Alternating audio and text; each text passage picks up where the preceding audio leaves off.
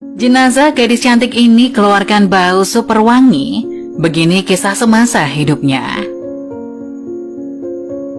Beberapa tanda seseorang mati dalam keadaan husnul khotimah, diantaranya meninggal bukan di tempat maksiat dan dengan tenang.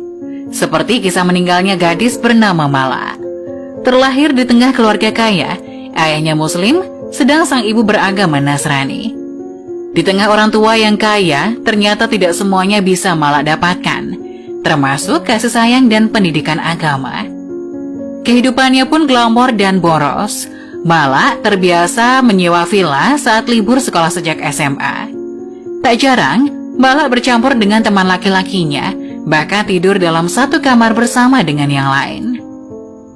Meskipun begitu, Mala tidak pernah berbuat tidak senonoh dengan teman laki-lakinya. Suatu hari, ketika liburan, Mala mengunjungi rumah salah satu temannya. Saat Mala berbincang dengan teman-temannya, tiba-tiba seorang wanita mengajak teman lelakinya ke kamar. Alangkah terkejutnya Mala saat melihat teman wanitanya berdua dengan cowok di kamar sedang melakukan tindakan memalukan. Mala marah seketika dan menampar wajah teman wanitanya. Lalu ia berlari dan pulang. Untuk pertama kalinya Mala merasa tersesat tanpa arah. Dari kejadian itu Mala menjadi sering menyendiri dan merenung. Perubahannya bahkan terlalu ekstrim untuk seorang dengan kehidupan serba cukup. Ia tak lagi menyukai musik, pakaian yang serba terbuka, bahkan rumah mewah tempat ia tinggal.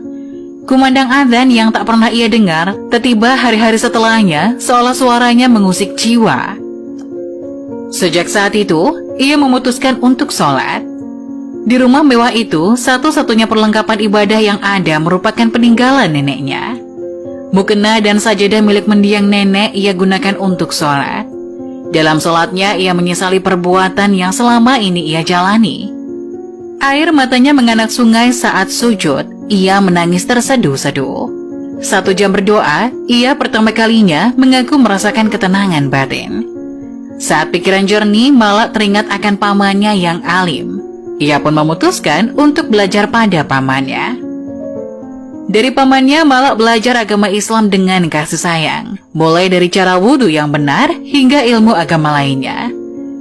Beberapa hari di rumah paman sekaligus guru agamanya, Mala tiba-tiba menguatkan tekad untuk belajar lebih dalam. "Paman, berapa lama waktu yang dibutuhkan untuk menghafal Al-Quran?" tanyanya. "Insya Allah 5 tahun, jawab sang paman. Dalam pikirannya, Mala khawatir tidak bisa menyelesaikan hafalan Quran, sebab usianya belum tentu mencapai 5 tahun ke depan. Namun dengan semangat belajar yang tinggi, sejak hari itu ia mulai menghafal Al-Quran dengan bantuan sang paman. Beberapa waktu berselang ketika Mala sedang menghafal Al-Quran, ayahnya datang dengan marah-marah meminta Mala pulang. Tapi Mala tidak mau karena ingin melanjutkan hafalan Al-Qurannya. Setelah perdebatan alot, akhirnya Mala diizinkan untuk tinggal di rumah sang kakek. Subhanallah, tak lama kemudian Mala telah menghafalkan 30 juz Al-Quran. Belum mencapai target 5 tahun, ia sudah menjadi hafizah.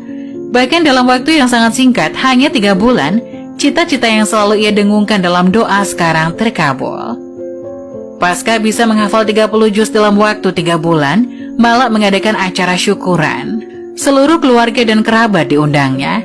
Semua telah berkumpul, acara hampir dimulai, tapi Mala tak kunjung terlihat juga. Seorang wanita yang merupakan kerabat Mala sebelumnya melihat Mala tengah sholat di kamar. Terlalu lama menunggu, keluarga menjemput Mala di kamarnya. Dan alangkah terkejutnya mereka saat melihat Mala, sang hafizah terbaring tanpa gerakan sedikit pun sembari memegang mushaf Al-Quran. Setelah diperiksa, Mala sudah tidak bernyawa lagi. Innalillahi wa inna ilaihi roji'un. Semua orang syok, terutama sang ayah. Tapi itulah yang terjadi. Mala telah pergi selamanya, meninggalkan dunia dan gegap gempitanya. Acara syukuran menjadi tangisan dari para keluarga dan kerabat dekat. Mala meninggal dunia dalam keadaan baik. Seketika itu jenazah Mala langsung diurus, mulai dari memandikannya. Saat hendak dikafani, sebuah keajaiban pun terjadi. Kafan yang telah disiapkan tiba-tiba hilang. Karena tidak kunjung ditemukan, keluarga akhirnya menggunakan kain hijau yang terikat di sebuah tiang rumah sebagai kain kafan.